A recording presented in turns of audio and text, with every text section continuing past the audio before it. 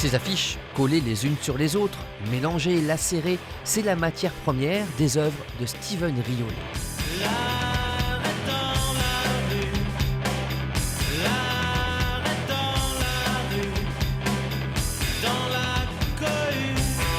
Je me perds en fait dans ces couleurs, dans ces messages tronqués. J'aime bien aussi tous les mots qui sont complètement explosés, quoi. Où je vais inventer de nouveaux mots, de nouveaux messages avec toutes ces parties. Pas mal de couleurs aussi voilà. Et puis au fur et à mesure, se crée l'histoire. Depuis 20 ans, Steven Riolet parcourt les rues des villes en quête d'affiches qu'il arrache pour leur donner une seconde vie. Il a été jusqu'à Berlin et Istanbul pour ça.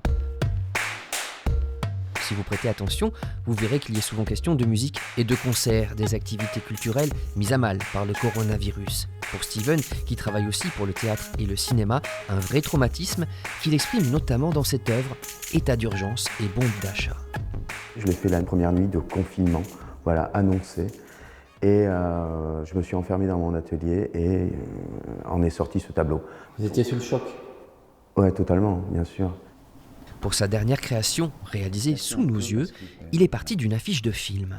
Il y a une lacération sur sa bouche, comme si l'affiche lui avait fermé un peu la bouche. Et on dirait qu'elle se recueille. Je pense que c'est ce qui se passe en ce moment. Il y a un certain recueillement. Il y a par moments des zones de liberté, d'autres de non-liberté.